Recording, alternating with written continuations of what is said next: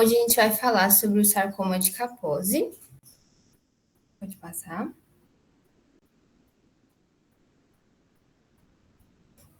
Bom, e esse sarcoma, ele se desenvolve nas paredes dos vasos linfáticos e dos vasos sanguíneos, no endotélio, né? E ele é provocado pelo herpes vírus 8, ou HHV8, ou ele também pode ser chamado de Kaposi sarcoma herpes vírus. E apesar dele ser da mesma família dos vírus que causam herpes labial e herpes genital, eles não têm relação entre si.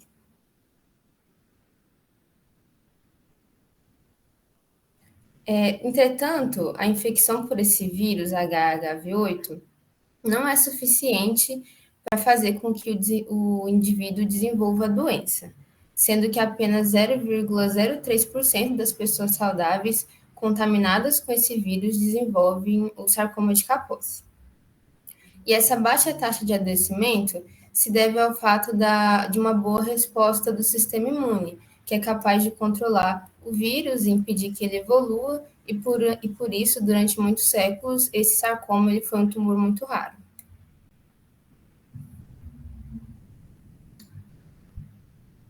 Sobre a epidemiologia dele, devido à pandemia da AIDS que ocorreu nos anos 80 e o desenvolvimento de tratamentos que envolvem drogas imunossupressoras, como naquelas que são usadas nos casos de transplante de órgãos e doenças autoimunes, aumentou o número de pessoas vivendo com o sistema imune comprometido e, consequentemente, aumentou os casos desse tipo de sarcoma.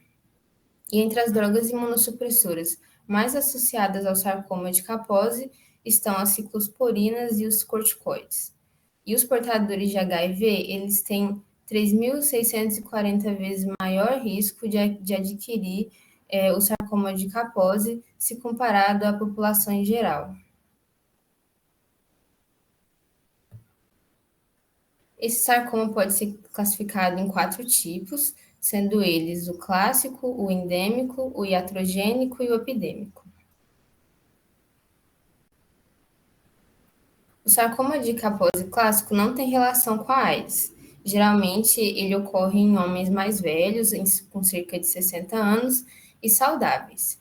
E essa doença está ligada à origem étnica dessas pessoas, sendo que elas podem sendo comum em povos do Mediterrâneo, do Oriente Médio e do leste europeu, e suspeita-se que isso ocorra devido a uma vulnerabilidade genética ao vírus HHV8.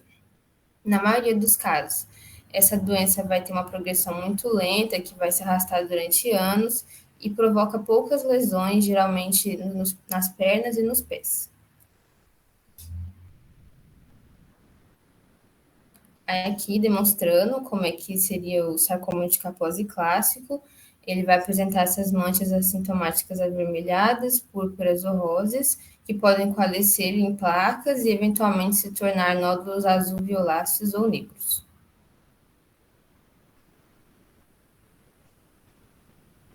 Agora, sobre o sarcoma de Kaposi endêmico, ele é observado principalmente na África, né, exclusivamente, na verdade, na África, e ele pode ocorrer independente da infecção por HIV.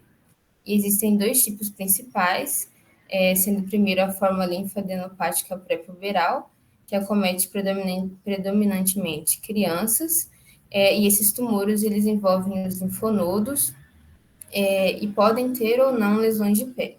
E seu curso geralmente é fulminante e fatal. Já a forma adulta, ela se assemelha muito ao sarcoma de Kaposi clássico.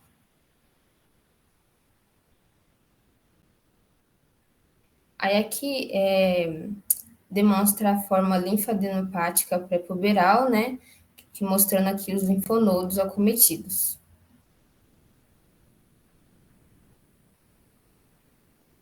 Aí, sobre o sarcoma de Kaposi iatrogênico, essa forma ela vai surgir por uma associação do vírus HHV8 e do enfraquecimento do sistema imunológico devido a vários anos de transplante de órgão. A evolução ela é mais ou menos fulminante e vai depender muito do grau de imunossupressão da pessoa.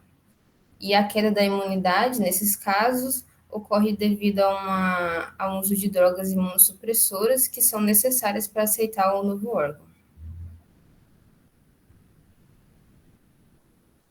Aí aqui a gente tem um outro exemplo. A gente pegou essa foto de um caso clínico. Essa paciente ela tinha hipotireoidismo, artrite, asma, ela fazia uso de muitos corticoides. E aqui a gente tem a evolução das lesões de pele dela. E a última é depois do tratamento que ela fez, que a gente vai falar mais para frente do tratamento, com as lesões quase desaparecidas, né? E geralmente são lesões cutâneas papulonodulares marrons ou arroxeadas, que tem uma distribuição maior, né? Pode acometer face, região cervical, periumbilical, sacral e membros inferiores.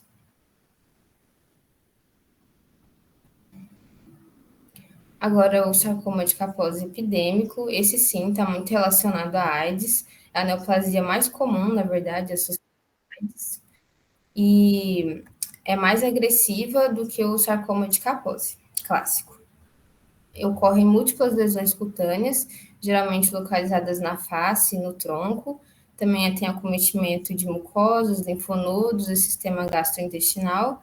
E às vezes o sarcoma de Kaposi é a primeira manifestação da AIDS. É um tumor tipicamente de homem, sendo 15 vezes mais comum no sexo masculino, e não se sabe o porquê, mas a doença comete preferencialmente homens homossexuais, sendo menos comum em homens soropositivos que adquiriram HIV através de transfusão sanguínea, drogas injetáveis ou por sexo com mulheres. É uma doença disseminada e de rápida evolução que causa mortalidade significativa, mas atualmente, devido à alta eficácia dos antirretrovirais no controle do HIV, o Kaposi não costuma mais ser um tumor tão agressivo como era nas décadas de 80 e 90. Aqui um exemplo do Kaposi em pele. Ele causa manchas e pequenos nódulos de formato arredondado. As cores podem variar entre roxo, vermelho e marrom. E as lesões costumam ser assintomáticas, não doem e nem causam comichão. Aqui um exemplo de Kaposi em mucosa oral, né? Aqui atacando a gengiva, forma esses nódulos arroxeados. Pode passar.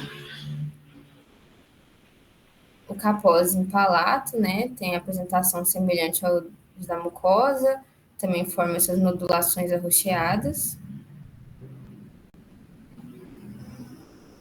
E, por fim, o Kaposi no estômago e no intestino.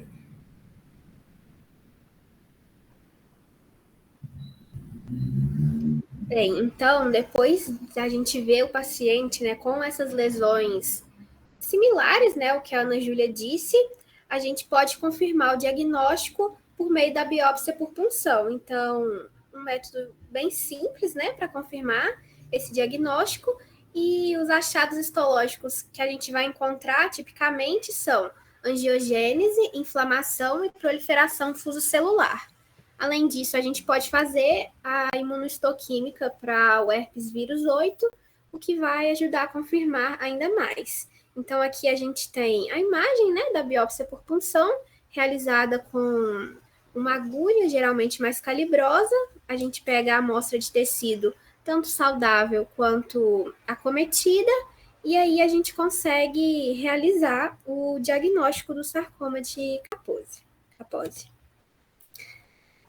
Além disso, nas pessoas que desenvolveram esse tumor devido à AIDS ou devido à imunossupressão, né, que seria pelo uso lá dos corticoides aos transplantados, a gente também deve realizar uma tomografia do tórax e do abdômen e fazer outros exames dependendo dos sintomas que a pessoa tem. Então, com isso, a gente vai poder ver se esses tumores estão restritos à pele ou se já acometeu os órgãos internos, o que vai necessitar de um tratamento mais agressivo, que a gente vai ver daqui a pouquinho. Uma coisa legal de falar é que confirmar que uma pessoa tem o sarcoma de Kaposi é um dos critérios para falar que o portador de HIV agora já está num estágio de AIDS, né? Então, graças à terapia antirretroviral, que é muito eficiente, a maioria dos portadores de HIV não chegam a esse estágio de imunodeficiência, não chegam ao estágio de AIDS. Então, para a gente falar que esse indivíduo, esse paciente, chegou nesse estágio, um dos critérios é ele ter o sarcoma de Kaposi confirmado. Sobre o estadiamento, a gente tem duas classificações apenas, que é o baixo risco ou o alto risco. Então, no baixo risco, a gente vai ver que o tumor ele está apenas na pele, ou apenas no linfonodo, ou é na mucosa oral e de forma mínima. Se já for algo diferente disso, já vai ser um tumor de alto risco. Então, se ele tiver um edema, uma ulceração associada, ou se tiver um acometimento oral extenso, ou um acometimento gastrointestinal, ou de qualquer víscera, já vai ser um tumor de alto risco.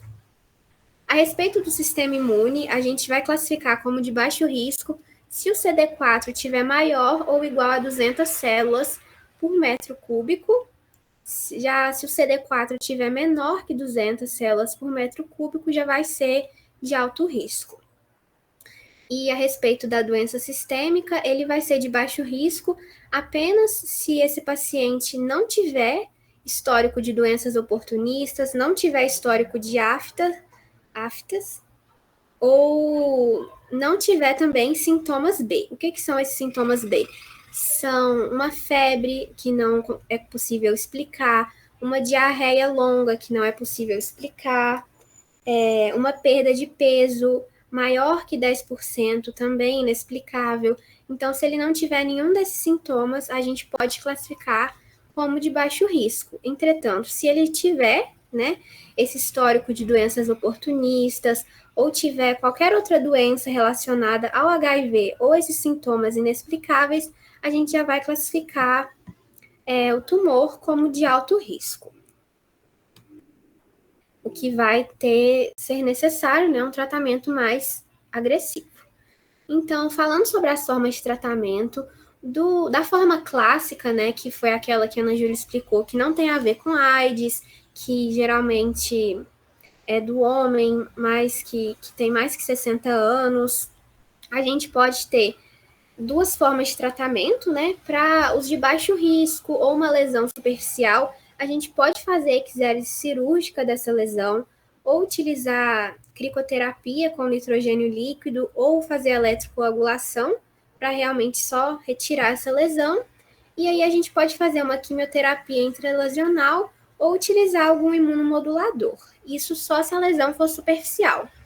Agora, se tiver múltiplas lesões ou um envolvimento difuso, a gente vai ter que realizar a radioterapia e a quimioterapia sistêmica. Geralmente, a quimioterapia sistêmica a gente usa antraciclinas, lipossomais ou o paclitaxel. Só que, mesmo o clássico, a recorrência é muito comum e é muito difícil obter uma cura completa desse sarcoma. Sobre o endêmico, que é aquele que acomete principalmente países da África, com acometimento dos linfonodos, que foi aquela foto que a gente mostrou, o tratamento dele é bastante limitado, porque vai ocorrer em países subdesenvolvidos, com limitações econômicas, e muitas vezes as opções de tratamento são restritas. Entretanto, se tiver a opção de tratamento, vai ser similar ao clássico, que foi o que eu falei antes. Se for uma lesão superficial, a gente retira, ou com nitrogênio líquido, ou com exérese cirúrgica mesmo, ou se for mais difuso, a gente faz a radioterapia e a quimioterapia sistêmica. Sobre o tratamento da forma iatrogênica, que é aquela que é causada pela uma imunossupressão devido a medicamentos, principalmente as pessoas que fizeram algum transplante de órgão, a gente tem que, a medida mais importante seria suspender ou diminuir a dose dos imunossupressores. Então, principalmente nos pacientes transplantados, reduzir a dose geralmente já resulta na redução das lesões. Entretanto, né, a gente sabe que nem sempre isso é possível, então, se isso não for possível, né, diminuir ou retirar, a gente pode fazer aquelas terapias convencionais, tanto locais e sistêmicas, que eu falei para os outros. Uma opção que está sendo bastante utilizada atualmente é o sirolimo. Ele é um imunossupressor, então ele vai ajudar os pacientes transplantados a não sofrer com a rejeição do órgão, né?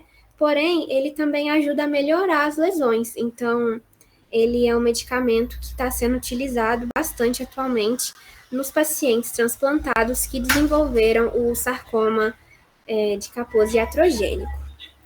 Além disso, outra coisa importante é que a maioria dos médicos, eles tentam evitar a quimioterapia sistêmica, né, nos pacientes que foram transplantados. Então, talvez utilizar essas outras medidas primeiro, né, tentar essas outras medidas antes de tentar a quimioterapia. Agora, né, o mais comum, o epidêmico relacionado à AIDS, a gente tem que o mais importante é colocar esse paciente na terapia antirretroviral altamente ativa. Então, ela vai inibir, né, a replicação do HIV e também vai reduzir significativamente a disseminação do herpes vírus 8. Então, a gente vai ter uma melhora da resposta imune contra esse vírus e vai ter uma ação antiangiogênica direta. Então, a maioria dos pacientes, eles já tem uma grande melhora quando a gente introduz a terapia antirretroviral nele. Entretanto, né, como a gente sabe, como eu falei, que geralmente esse paciente ele já está num estágio de AIDS quando ele adquire esse sarcoma. Então, mesmo a gente tratando o sarcoma, muitas vezes não vai prolongar a vida desse paciente, porque ele já está nesse estágio de AIDS e provavelmente as infecções vão dominar a sua evolução clínica. Mas não é por isso que a gente não deva tratá-lo. Então, iniciar a terapia antirretroviral é o que a gente deve fazer de mais importante. Essa foto é de um paciente que está com sarcoma bem inicial, um sarcoma de Kaposi aqui, nessa parte do olho, a gente pode ver uma lesão bem pequenininha, mas é isso, iniciar a terapia antirretroviral o mais rápido possível. Além disso, a gente pode utilizar aqueles outros métodos convencionais que a gente tinha falado para melhorar os sintomas como dor e inchaço. Então, a gente pode utilizar radioterapia, cricocirurgia, utilizar um retinoide tópico se for poucas lesões. Entretanto, a gente também deve adicionar a quimioterapia, né, junto com a terapia antirretroviral, nos pacientes que têm múltiplas lesões na pele ou na boca, nos pacientes que desenvolveram um linfedema devido ao sarcoma de Kaposi e os pacientes que tiveram lesões pulmonares ou no estômago. Então, a gente deve utilizar aí da quimioterapia também nesses casos. Aí aqui, por fim, a gente trouxe algumas fotos, né, de alguns casos que todos eles eram de pessoas que tinham HIV, né, AIDS, e desenvolveram o sarcoma. Então, a gente pode ver que o tratamento ele deu bastante certo, a lesão diminuiu um pouco, ou bastante, né? Não dá para ver direito, porque a segunda foto ele tá meio de lado, mas a gente pode ver que deu uma melhora. E esse daqui, que ele tinha uma lesão bem grande no pé, e a gente pode ver que teve uma melhora significativa com a introdução desses tratamentos, né? Principalmente a terapia antirretroviral, no caso do relacionado à AIDS. Então foi isso, gente. Essas foram as nossas referências. Muito obrigada pela atenção de todos. E se alguém tiver alguma pergunta ou comentário, a gente está à disposição aí. Se alguém quiser fazer algum comentário também, ficaríamos muito grata.